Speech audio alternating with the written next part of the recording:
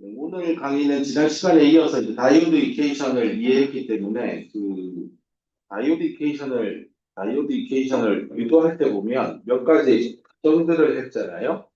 근데 이 가정이 실제 리얼 PN 접합 다이오드에 이 적용이 될 수 있냐? 적용 안 돼요. 실제는 그런 이성적인 PN 접합 다이오드를 만드는 건 거의 불가능에 가깝기 때문에 그러면 리얼과 아이디얼 사이에 어떤 차이가 있는지를 지금부터 하나씩 하나씩 이해해 나갈 겁니다. 첫 번째 테마가 여기 나오는 브레이크다운 현상입니다. 그래서 뒤에 나오는 얘기 잠깐만 뒤로 제쳐두고 여기서부터 출발합시다. 저 앞에 넘어온 슬라이드 나중에 다시 다루겠습니다. PN 접합이라고 불리는 이 정션의 브레이크다운이 일어난다라고 하면 이게 무슨 의미입니까?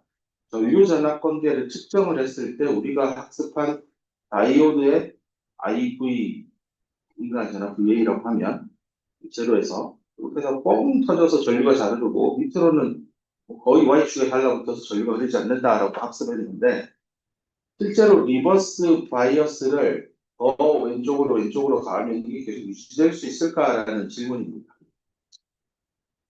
밴드 다이어그램을 그려보면 이렇게 리버스 바이어스가 P형, N형 걸려있는데 이걸 더 극단적으로 이렇게 만들면 정말로 PN 접합 다이오드에 무슨 일이 생길까요? 라는 질문.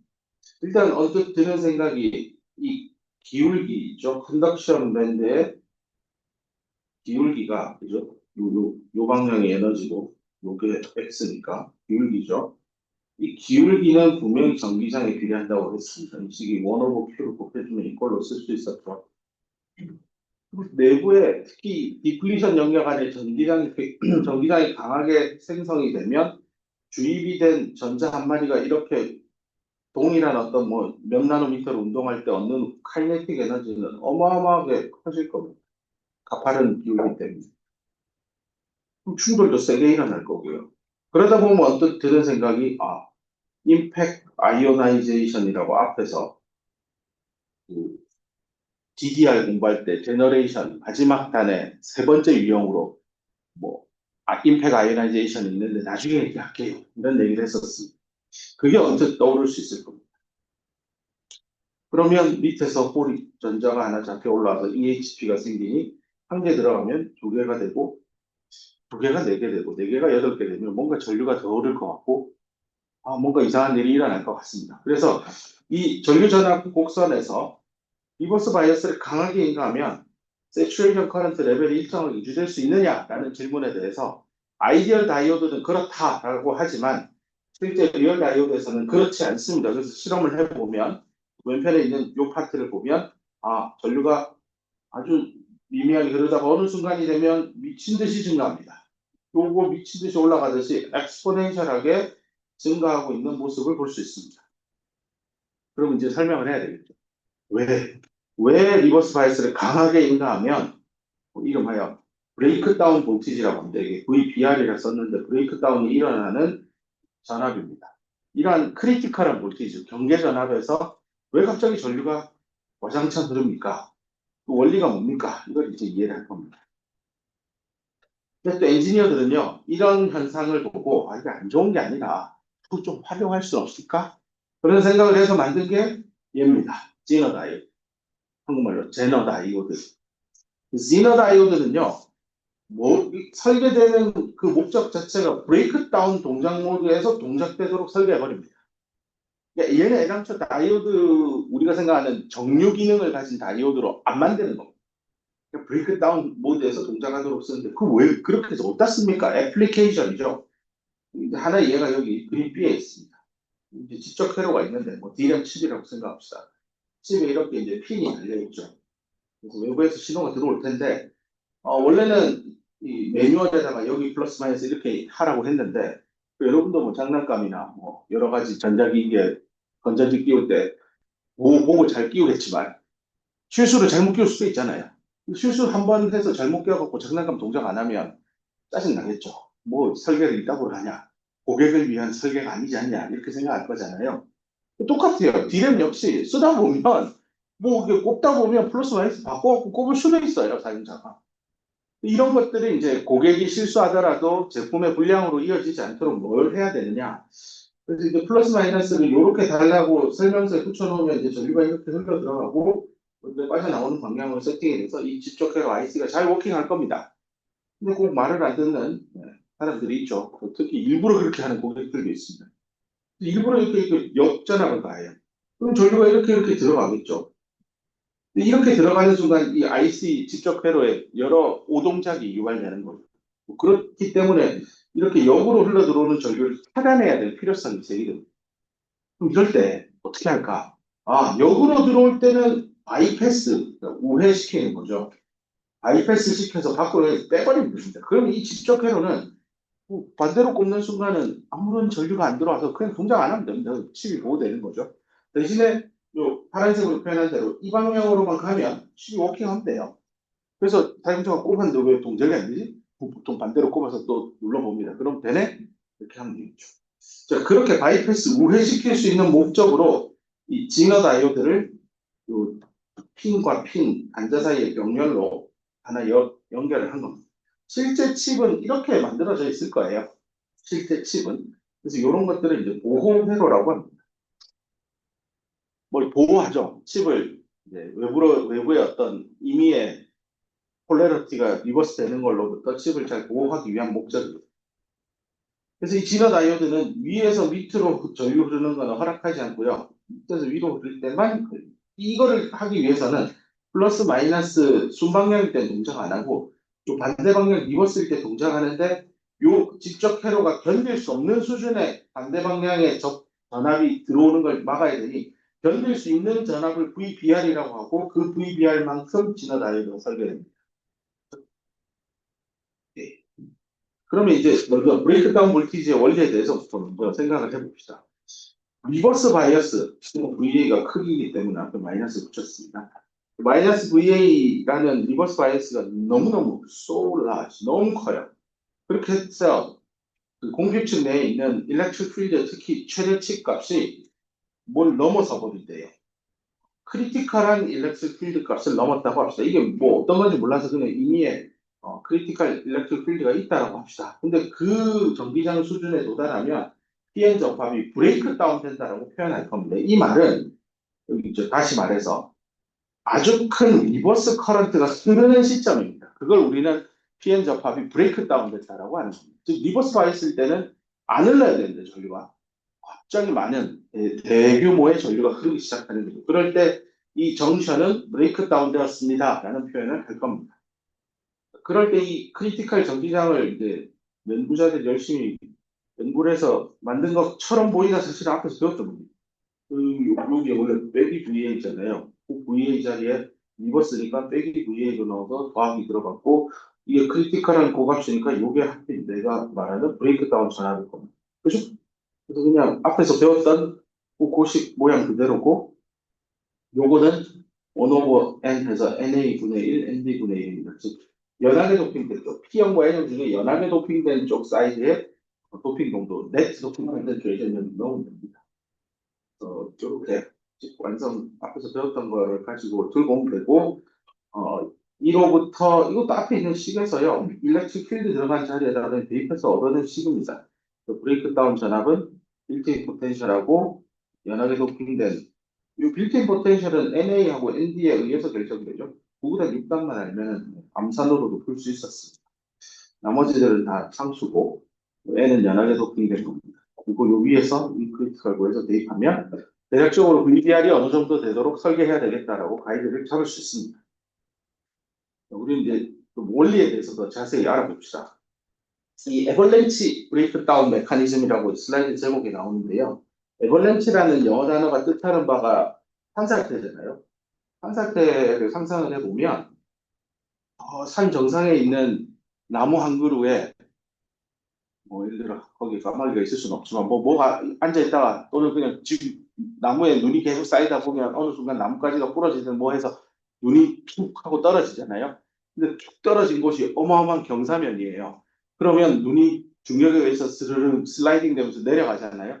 내려가는데 눈이라는 놈이 서로 붙으면 눈덩이가 점점 커지죠. 어릴 때 눈사람 만들 때 보면 그냥 그쵸 집 앞에 소복이 쌓여 있는 눈에 그냥 주먹만한 눈알을 만든 다음에 그냥 떼굴떼굴 굴리면 점점 커집니다. 그 원리랑 똑같아요. 아, 요거죠. 여기에 있는 게 나뭇가지 위에 있던 눈이 툭 하고 떨어졌어요. 나뭇가지가 너무 약해서 눈의 무게를 견디지 못하고 떨어졌다. 요 들어오는 순간 여기에는 아주 강한 전기장이 있으니까 F는 마이너스 QE 가속 운동할 겁니다. 힘 받으면 운동할 거고 속도 생기고 운동 에너지 생깁니다. 벤 다이어그램상에서 운동 에너지는 요 값이라고 했죠. 요 카이네틱 에너지가 밴드갭의 1.5배 이상을 달성하는 순간 그 충돌 시점이에요. 충돌하고 운동 에너지 잃어버리는데 잃어버리는 운동 에너지가 밴드갭의 약 1.5배 이상 되면 EHP를 거의 뭐 99.999% 확률로 뜯어냅니다. 공유결합을 실리콘 원자 사이에 있는 공유결합에 참여하는 전자를 뜯어낸다는 뜻입니다. 이 정도 에너지가 가해서 되면 원래 1번 전자가 들어가서 1번인데 얘 2번 생성되는 거야. 생성되는 거. 그죠? 자유전자가 만들어진 겁니다.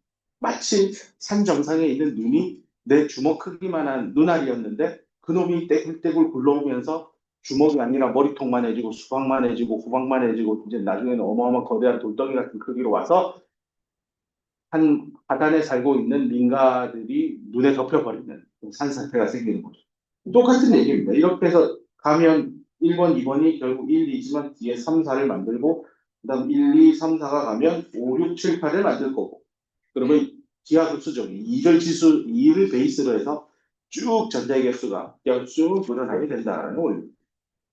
하지만 일렉트릭 필드가 충분치 않으면 이 공급층 내에 있는 전기장이 크리티컬한 전기장 이상일 때는 되고 이하일 때는 미치겠죠. 이럴 때는요, 이 들어오면 그냥 충돌하고 에너지 있고, 또 가속 운동에서 에너지 얻은 다음에 충돌하고 에너지 있고, 또 가속 운동에서 에너지 얻은 다음에 충돌해서 에너지 있고, 뭐 이렇게 해서 그냥 갑니다. 한 개 들어가면 한 개 나와요. 그러니까 세츄레이션 커런트가 꾸준히 유지가 돼요. 근데 이 리버스 바이스를 더 가해서 즉 페르미 레벨 사이 여기 Q, VA죠. 요 값을 굉장히 Q, VBR 이상으로 키워버리면 이런 관계를 마저 여기 보세요. 여기랑 이 관계를 이만큼이나 벌어져 있잖아요. 이렇게 크게 키우게 되면 강한 전기장이 공급층 안에 생성이 되기 때문에 그때부터는 전자가 하나라도 들어오면 실제 들어오죠. 왜냐하면 공급층 엣지에서부터 디퓨전 렉스 사이에 있는 소수 캐리어는 확률적으로 50% 확률로 저기 P형 안에 있는 전자 홀하고 결합하지 않고 죽지 않죠. 리커미네이션 하지 않고 공급층 안으로 50% 확률로 들어올 수 있습니다. 꾸준히 하나라도 들어오면 그때부터는 여기 와장창 전류가 흐르는 원리입니다. 전류 방향 챙겨보면 전자가 이렇게 흘렀으니까 실제 전자가 생기면서 만들어내는 에벌렌치 현상에 의해서 생긴 브레이크다운 커런트는 이 방향, N에서 P 방향, 우리가 정의한 P에서 N을 플러스 전류 방향을 했으니 N에서 P 방향이니까 음의 방향으로 전류가 마구마구 그렇게 됩니다. 그래서 앞에 IV 커브에서 음의 방향으로 이렇게 전류가 증가하는 그 음의 값으로 표기했습니다.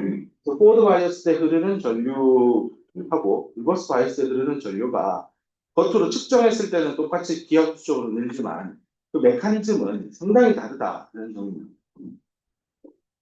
얘기를 했고, 네, 그게 이름하여 에벌렌치 브레이크다운 메커니즘에 의해서 흐른다라고 표현하고요. 여기서 한 가지 더 얘기할 게 있습니다. PN 접합 공부했는데요. 이렇게 나눌 또 몇 가지 유형을 써볼 수 있을 겁니다.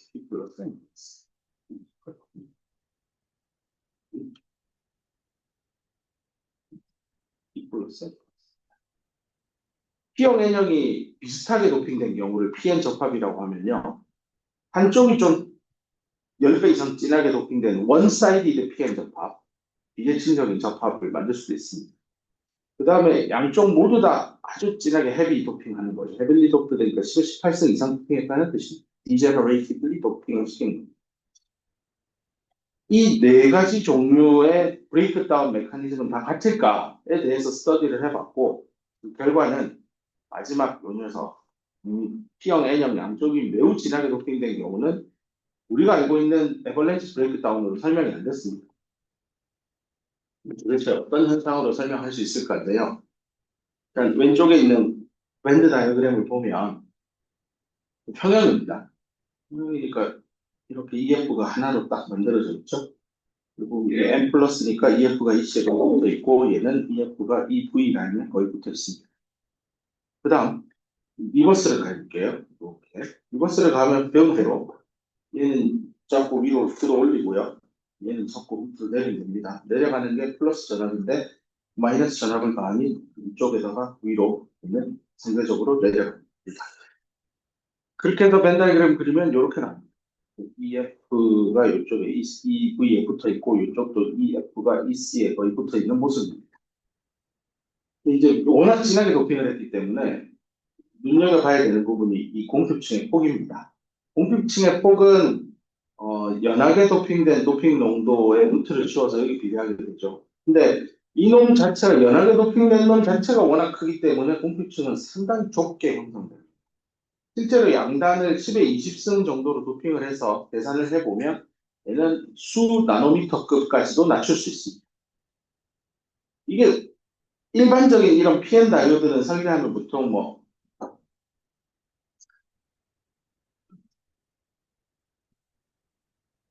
네.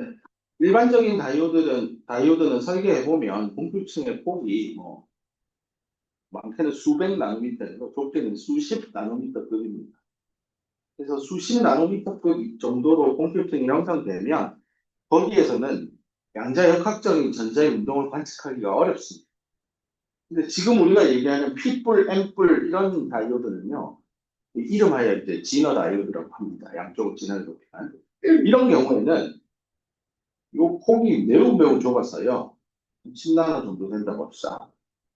밸런스 밴드 안에 있는 이 전자는 여기에 굉장히 많은 에너지 스테이트가 있고 거기에 한 자리를 차지하고 있는 전자입니다. 그리고 N 플러스 영역 쪽의 컨덕션 밴드에는 대부분 에너지 스테이트가 비어 있죠. 밑에만 옹기종기 거의 모여 있는 구조입니다. 근데 지금 VA를 음을 가했기 때문에 같은 에너지 선상에서 보면 이게 에너지니까 같은 에너지 선상에서 보면 P 플러스 영역 쪽의 밸런스 밴드 에너지 스테이트의 하나를 차지하고 있는 전자가 에너지 변화 없이 컨덕션 밴드, N 플러스 영역의 컨덕션 밴드에 비어있는 에너지 스테이트를 넘볼 수 있게 됩니다. 넘본다는 의미는 이거를 입자라는 관점에서 생각하면 당연히 에너지를 받아서 올라간 다음에 넘어가서 콩콩콩 충돌하면서 내려와야 옆 동네까지 갈 수 있습니다. 마치 우리 강의실에서 저 문을 열지 않는 한 나는 강의실에서 밖으로 나갈 방법이 없습니다. 그죠? 뭔가 턱이 있으면 그 턱을 넘어가기 위해서는 우리는 점프를 해야만 됩니다. 즉, 내가 더 높은 내 힘을 써서 그 문턱 위에까지 올라간 다음에 다시 에너지를 잃으면서 문턱을 내려와야 돼요. 왜냐하면 나는 입자로서 운동을 설명할 수 있거든요. 근데 놀랍게도 내가 입자가 아니라 파동이다라고 하면 파동이라는 거는 정해진 지점에 여기에 그 파동이 있다라고 할 수 없어요. 그게 이제 불확정성의 원리예요. 타임 t 이꼴 0에 오늘 10시 정각에 고려대학교 안암 캠퍼스에 좌표를 만들어서 1,1,1인 지점에 홍길동 학생이 앉아있다. 그거 되죠. 왜냐하면 입자니까. 근데 우리 안암 캠퍼스를 가로 10나노, 세로 10나노, 높이 10나노의 아주 작은 미심 세계의 안암 캠퍼스를 넣으면 거기에 1,1,1에 있는 홍길동 학생은 그때부터 1,1,1에 정각 10시에 없어요. 9시 59분, 59초부터 10시 00분 01초 사이에 1,1,1에서 플러스 마이너스 0.001 나노미터 오차 범위 반경 안에 어딘가에 있을 겁니다. 이렇게 대답해야 돼요. 이해가 안 되죠? 세상에 그런 게 있습니까? 맞아요. 우리는 그런 세상을 경험해 본 적이 없기 때문에 그게 말이 안 된다는 걸 알지만 양자 수준의 아주 작은 세상에서는 그렇게 설명하지 않고서는 그 입자의 움직임, 전자의 움직임, 홍길동 학생의 움직임을 설명할 길이 없습니다. 그 측정이 그렇게 되어 나오고 있고 물리학자들이 해보니 그게 답이라고 이미 합의가 되어 있는 상황입니다. 자, 그렇다면 여기도 마찬가지입니다. 여기 있는 이 일렉트론이 이렇게 파동의 형태로 존재한다면 이놈은 이 특정 x 이퀄 k라는 지점에만 있지 않습니다. 이 주변 어딘가에 퍼져서 존재할 수 있다는 뜻입니다. 존재한다라는 의미는 에너지 스테이트의 전자가 존재합니까 안 합니까? 그 질문을 우리가 반도체 물리 처음 공부할 때 했었죠. 전자가 거기 에너지 값을 가지고 그 스테이트에 존재한다는 의미는 확률 값을 가지고 거기에 전자가 존재할 확률에다가 에너지 스테이트가 있어야 됩니다. 두 가지를 다 만족해야 돼요. 지금 그게 만족이 됩니다. 확률값이 존재하죠. 원래 입자였으면 야 밸런스 밴드에 있는 요 전자가 N 플러스 영역에 컨덕션 밴드에 있다고 야 그 말도 안 돼. 확률 빵이야. 근데 이게 파동이면 확률이 빵이 아니고요. 그러니까 여기 에너지 스테이트는 존재하고 에너지 스테이트 비어있기 때문에 얼마든지 P 플러스 영역에 있는 전자가 N 플러스 영역에 있는 컨덕션 밴드에 비어있는 에너지 스테이트에 일부 존재할 수 있습니다. 왜냐하면 이 공기층의 폭이 수 나노미터급으로 좁아졌기 때문에 이 파동의 엣지단이 N 플러스 영역까지 영향을 줄 수 있게 됩니다.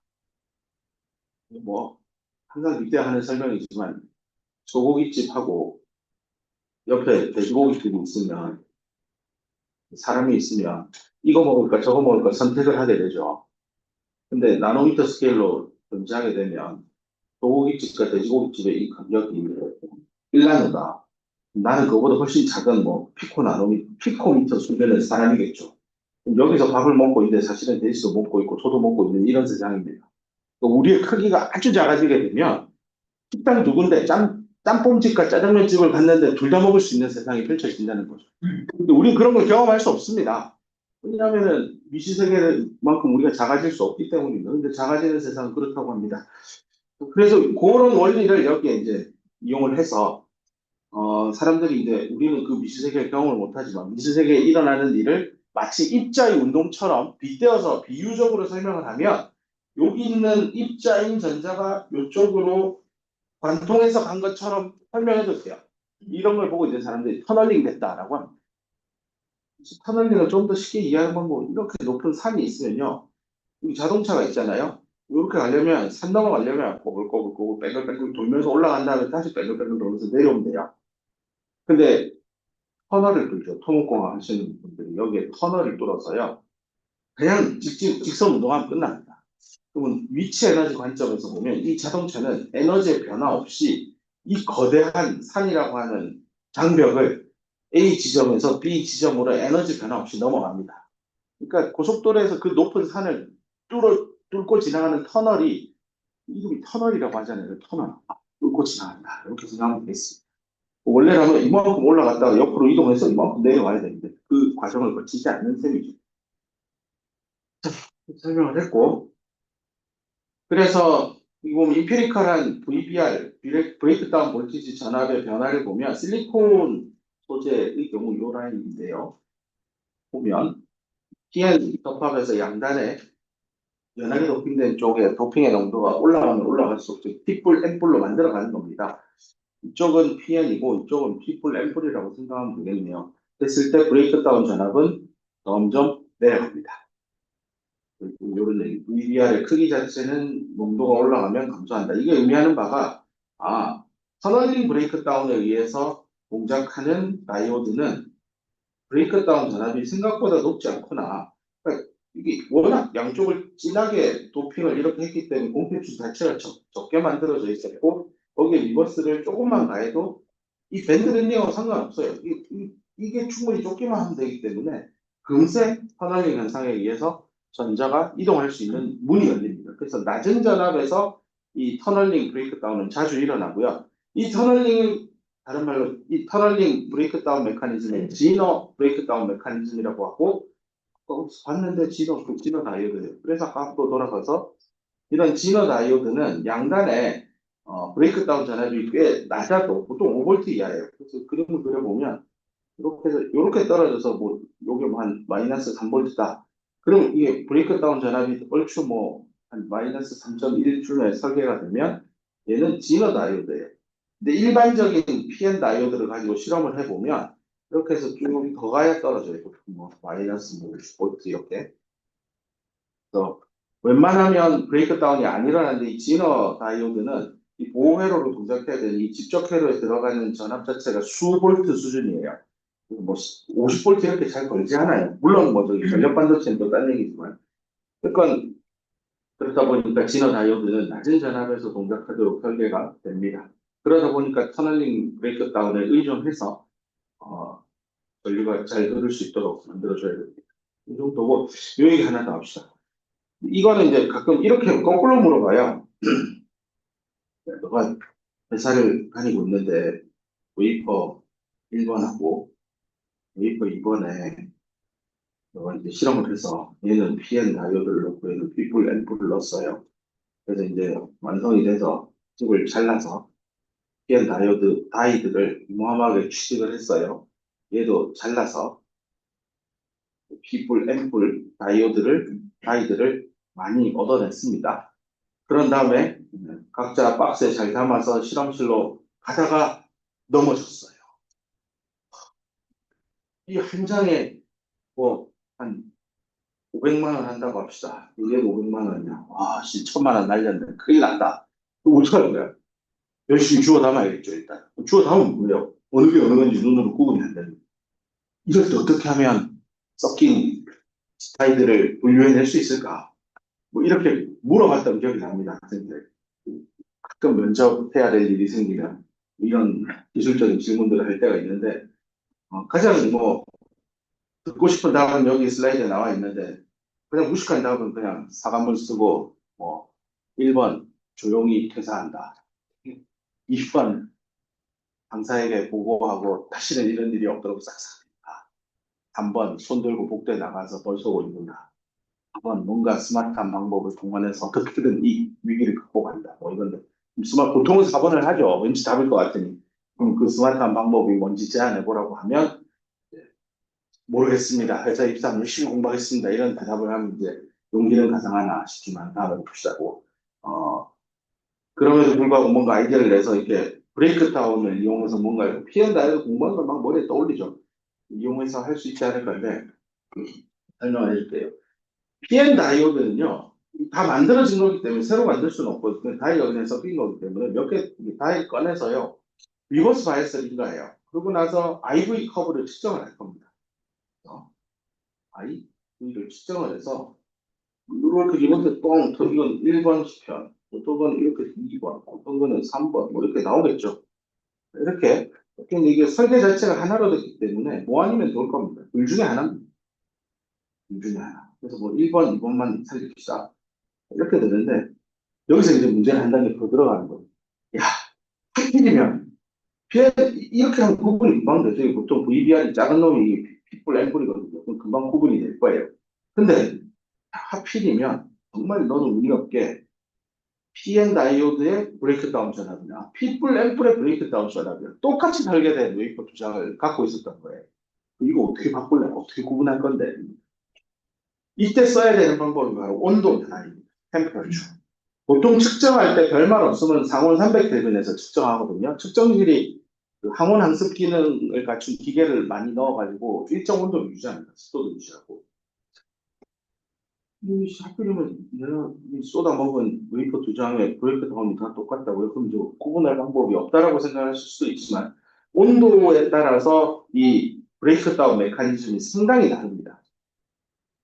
그럼 이제 뭐 머릿속으로 사고 실험을 해봅시다. 그냥 PN 다이오드예요. 브레이크 다운 에벌렌치로 일어나죠. 그러면 리버스 바이어스를 강하게 가하는 게 아니라 온도를 올렸다 내렸다 해보자는 뜻입니다.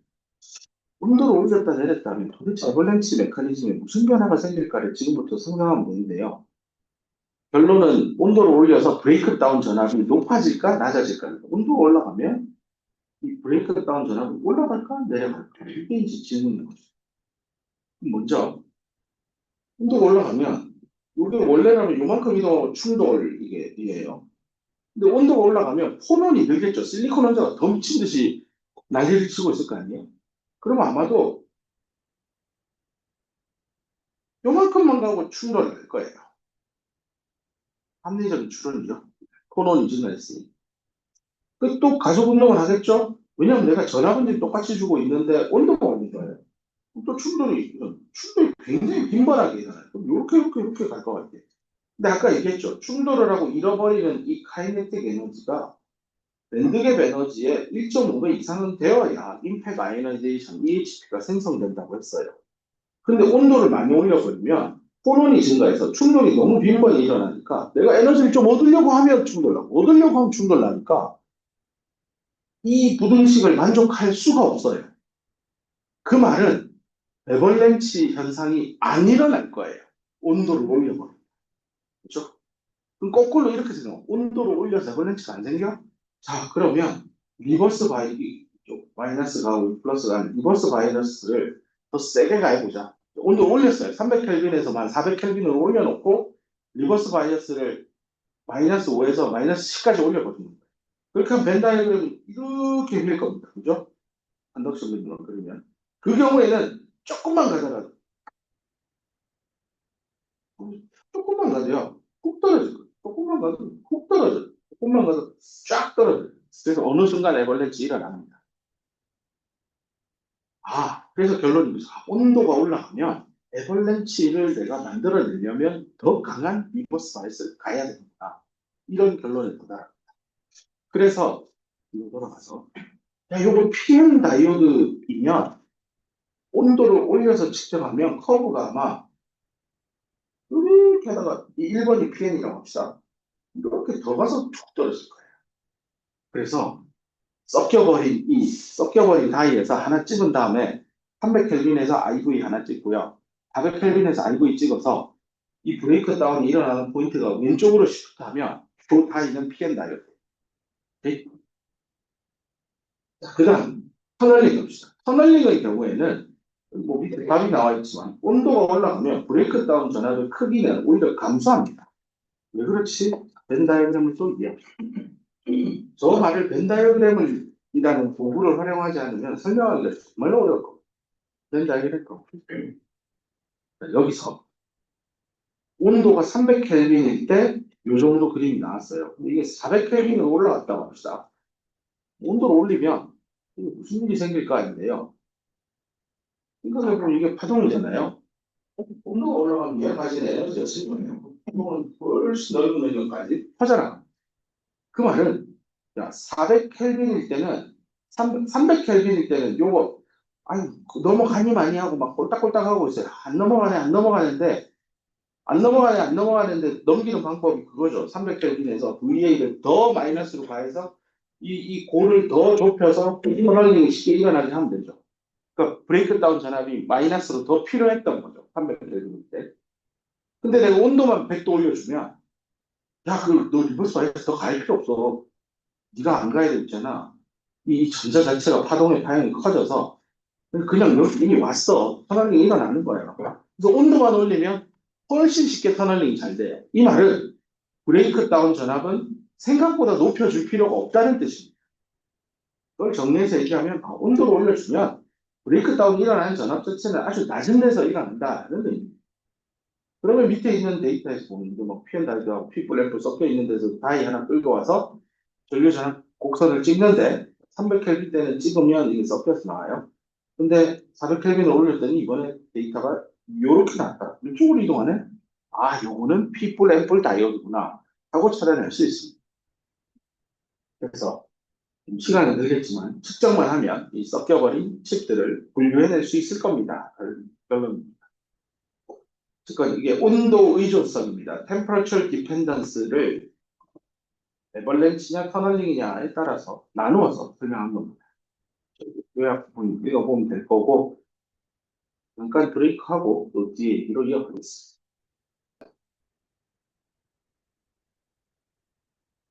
이번에 다룰 얘기는요. 아이디어란 다이오드의 전류 전압 곡선하고 데비에이션이니까 뭔가 안 맞다는 거죠. 차이가 났다는 건데 그러면 리얼 다이오드의 IV하고 아이디어한 거에 IV하고 한번 같이 겹쳐서 그려보자라는 얘기입니다. 여기 슬라이드에서는 여기 원점을 기준으로요. 요게 1사분면이고 요게 3사분면이라고 생각하면 됩니다. 나누어서 그려뒀는데 한 번에 묶어서 그려보면 이렇게 보면 됩니다. IVA가 있으면 이제 리니어 스케일을 그리면 이렇게 되겠죠? 이렇게 되고요. 근데 실제 리얼한 건 그려보면 처음에 좀 졸리고 많이 되게 내가 지금 과장해서 그리는 겁니다. 실제 이렇진 않아요. 많이 흐르다가 어느 순간 잘 맞아요. 그러다가 이렇게 직선으로 갑니다. 그럼 이쪽은요, 이렇게 세츄레이션의 커브가 아닙니다. 이렇게 해서 서서히 듭니다. 그리고 오늘 방금 학습한 대로 뻥 하고 브레이크 다운 터집니다. 이게 리얼입니다. 이게 아이디어입니다. 여기서만 잘 맞죠. 요점의 일부분 맞죠? 그 외에는 다 틀렸습니다. 그 하나하나를 알아갈 겁니다. 첫 번째로 이 부분은 방금 학습했습니다. 동그라미 1번이라고 하면 브레이크 다운 현상이었죠. 왜 이런 일이 일어나는지 도핑의 농도가 어떠냐에 따라 에벌렌치와 퍼널릭으로 나누어서 수를 했습니다. 이 부분, 이게 왜 차이가 나지? 이렇게? 그죠? 놀라운 게 리버스 바이어스가 커지면 커질수록 그 차이는 점점 커집니다. 동그라미 2번이라고 이름 붙이고 얘는 왜 생길까? 고요. 그 다음에 원점을 지나서 이번에는 포워드 바이어스 연결입니다. 포워드 바이어스에서 이 부분, 동그라미 3번이라고 할게요. 이거 왜 전류가 거의 안 흘러야 되는데 생각보다 많이 나와요. 왜 생각보다 많이 흐르지? 특히 포워드 바이어스가 아주 작은 스몰 포워드 바이어스가 인가됐을 때 왜 다이오드 방정식에서는 한 1 마이크로암페어가 흐른다고 하는데 측정하면 10 마이크로암페어가 흐를까요? 그 9 마이크로암페어는 도대체 어디서 옵니까? 이런 얘기를 찾아갈 겁니다. 여기 이제 해피하죠. 잘 맞아요. 우리가 배웠던 원리대로 IV, 리얼 다이오드가 동작하는 구간입니다. 그 다음 마지막 동그라미 4번이라고 보시고요. 이 시뻘건 커브 IDM인데 이렇게 점유가 있는데 이건 훌륭합니다. 와, 하나의 전압에 여기 놓고 보면 이만큼이나 전류 차이가 납니다. 왜 나지? 왜 이렇지? 이런 느낌입니다. 그래서 크게 네 가지의 데비에이션을 설명할 건데 오늘 첫 번째 건 완성했습니다. 두 번째, 세 번째, 네 번째를 이렇게 연이어서 쭉 설명할 예정입니다. 전체적인 큰 그림을 잠깐 언급했습니다. 그래서 여기 나오는 대로 IV 커브, 이상적인 IV 커브에서부터 얼마나 데비에이션이 되고 있느냐인데 이게 아마 아까 얘기한 동그라미 2번, 3번이고요. 이 두 개가 동그라미 4번을 설명합니다. 이미 정답지를 공개했는데 여러분이라면 여기서 강의를 멈추고 한번 고민해 보세요. 내가 세계 최초의 PN 다이오드를 설계했어요. 이상적인 다이오드 방정식을 식을 세우고 이런 전류전압 특성을 가진, 즉 정류 기능을 가진 전자 부품을 설계를 했고 실험을 해서 PN 다이오드를 만들어서 측정을 했어요. 그럼 내가 생각한 이론인 아이디어란 IV 관계가 나올 거라 믿었는데 측정하니 웬걸 그렇지 않네요. 그래도 일부분 해피하게 맞는 부분은 있었습니다. 그럼 이제 지금부터는 내가 세운 이 이론을 약간씩 변형해 가야 될 겁니다. 그 일을 해보자는 얘기입니다. 이제 이 챕터의 마지막에 다룰 얘기는 이 네로 베이스 다이오드라는 이름이 붙는데 이게 뭐냐면은 P형과 N형이 있으면 가운데 이렇게 공통점이 생기잖아요. 이 부분입니다. 이게 QNR, 퍼즐 뉴트럴 영역이잖아요. 이 중에 예를 들어 내가 N형 쪽을 이렇게 좁아요. 여기 N형. 요만큼 줄여버렸어요. QNR 영역도 요거밖에 안 돼요. 근데 이게 얼마나 좁냐면 꼴이 이렇게 주입이 돼서 이렇게 가는 디퓨전을 하잖아요. 디퓨전 렌스 LP라고 합시다. 그리고 요, 그걸 뭐라고 할까요? 보통 이제 WB라고 하는데 이게 나중에 BJT 공부할 때 이 뒤에다가 P를 하나 더 붙일 거거든요. 그럴 때 PNP 중에 이 가운데 끼어 있는 이 N을 베이스라고 표현하거든요. 그래서 이게 베이스예요. 근데 이건 고등학교 책에 나오니까 이게 이미터 베이스 컬렉터죠. 그래서 베이스의 폭을 내로 좁게 만드는 겁니다. 그래서 폭을 W 위스라 쓰고 베이스라 WB라 썼는데 이 WB가요. 우리 디퓨전 렉스 LP하고 비교했을 때 WB가 더 작고 원 디퓨전 렉스를 작게 만든다는 것은 홀이 P에서 N으로 주입된 다음에 N형에 있는 전자하고 리컴비네이션 하지 않고 그냥 관통해서 간다는 겁니다. 그래서 베이스를 좁게 설계하면 이미터에서 방출한 홀들이요. 컬렉터, 수집하는 데잖아요. 잘 수집이 돼요. 이게 BJT, 트랜지스터 동작의 아주 중요한 지표입니다. 그래서 베이스를 좁게 하는 현상에 대해서 이해를 하고 이걸 마무리 짓고 이제 다음 클래스에서 BJT를 공부할 때 이걸 기본기로 해서 다음 스텝으로 넘어가요. 그래서 이거 하나만 설명합시다. 여기서 다룰 거는 이제 동그라미 2번입니다. 리버스 바이어스, 그 IV 커버에서 제가 그 2번이라고 표현했던 거. 리버스 바이어스인데 세버럴 KT 오버 큐니까 이게 세버럴이 보통 한 10 정도 된다고 생각하면 됩니다. 이게 어퓨는 한 3에서 5 정도의 수치고요. 세버가 한 10 정도 되니까 26mV, 0.2V 이상보다 훨씬 더 큰 리버스 바이어스, 한 수볼트 정도 수준의 리버스 바이어스를 가하면 밴드 다이어그램 경우는 이렇게 생기겠죠. 리버스 인풋 보이죠? 여기 얘도 비틀어져 있죠. 자, 이럴 때 우리가 학습한 바에 따르면 이상적인 다이오드에서는 이런 놈들이 가지 못하죠. 이런 놈들이 못 가서 전류가 안 흐르죠. 대신에 이런 소수 캐리어들이 전류의 흐름에 일부 참여해서 IN, IP가 만들어져서 마이너스 방향으로 전류가 흐른다. 그리고 이 비틀어진 정도를 좀 더 강하게 리버스 바이스를 더 이렇게 가해서 꺾어서 밴드 다이어그램을 그리더라도 여전히 이놈들은 못 가지만 요 위에 있는 전자는 가고 여기 흘러 들어가는 놈은 요 확률에 의해서 들어가기 때문에 리버스 바이스를 세게 가하더라도 그 값에 흘러 들어가는 값에 변화가 없기 때문에 일정한 세츄레이션 리버스 커런트가 흘렀습니다. 근데 그 원리가 맞는데 왜 동그라미 2번에서 설명한 대로 리버스 바이어스를 세게 가하면 갈수록 IV에서 이게 이상적인 건데 아이디어 리얼은 이렇게 간단 말이에요. 왜 느냐고요? 리버스를 가하면 갈수록 왜 전류가 늘어나냐? 어디에서 전류가 질질 새느냐를 벤 다이어그램에서 답을 찾자라는 고민을 해보고 생각을 깊이 하면 너무너무 좋지만 시간 관계상 여기 설명을 하겠습니다. 이 공픽층의 폭을 생각해 보면 리버스 바이어스가 세게 가해지면 마이너스에서 더 마이너스로 가면 얘는 늘어납니다. 공필층의 폭이 늘어난다라는 건요. 공필층 안에서 끊임없이 생성되는 EHP가 있을 텐데 그 EHP가 예컨대 1나노미터당 100개 생성된다고 합시다. 근데 리버스 바이어스를 더 음으로 가면 1나노가 아니라 10나노가 되어서 100개의 10배가 되겠죠. 1000개가 생기는 겁니다. 문제는 이런데 이제 EHP가 지금 리버스 바이어스가 해서 100개에서 1000개가 됐잖아요. 그럼에도 불구하고 우리는 이 안에서 일어나는 일은 아무 일이 없다라고 아이디얼 다이오드 공부할 때 얘기했었습니다. 그 기억나죠? IR, 리커미네이션 커런트, 제너레이션 커런트는 공필층 안에서는 일정하다. 그래서 저 커런트 덴서티 있었죠. DJN, DX는 0, 뭐 이런 표현을 아이디얼 다이오드 공부할 때 썼었습니다. 근데 실제 현상은 여기에서 전자 하나, 홀 하나가 생기면 요 방향으로 전자는 있으니 전자는 오른쪽으로 가고 홀은 왼쪽으로 갑니다. 근데 이거를 고려를 안 했었잖아요. 아이디얼 다이오드 공부할 때는. 근데 이제 고려해보자는 겁니다.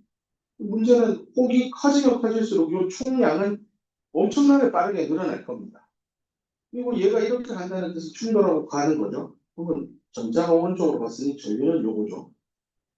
홀은 왼쪽으로 가니까 전류 흐름도 왼쪽이죠. 둘 다 합치면 왼쪽입니다. 마이너스 방향의 커런트 컴포넌트가 생깁니다. 그래서 IV 커브에서 요만큼인데 리버스를 가하면 이렇게 늘고 더 가하면 더 늘고 요만큼 늘다가 이건 더 늘어요. 왜 늘었어요? 공필층의 폭 자체가 그만큼 강한 마이너스 전압을 가하면 가할수록 폭이 느니 그 안에서 생성되는 EHP가 1나노미터당 100개인데 폭이 1나노였다가 10나노였다가 40나노였다가 하면 안에서 생기는 EHP의 총 개수는 점점 늘겠죠. 그러니까 흐르는 전류도 점점 늡니다. 그래서 이런 건 이제 엄밀하게는 모노토니컬리 increasing 한다라고 표현합니다. 단조 함수적으로 늘어납니다. 공필층의 폭이 엄밀히는 VA하고 공필층의 폭은 루트 관계이기 때문에 정확한 선형 관계는 아니지만 비선형적으로 공필층의 폭이 리버스를 증가시킬수록 공필층의 폭이 늘고 그 안에 들어있는 EHP의 개수가 늘고 결국은 음의 방향의 리버스 바이어스 전류값이 증가되는 얘기입니다. 그렇죠? 실제로 리컴비네이션 제너레이션에 의한 커런트가 이 W하고 상관이 있습니다. 이 원리 하나 설명을 했습니다.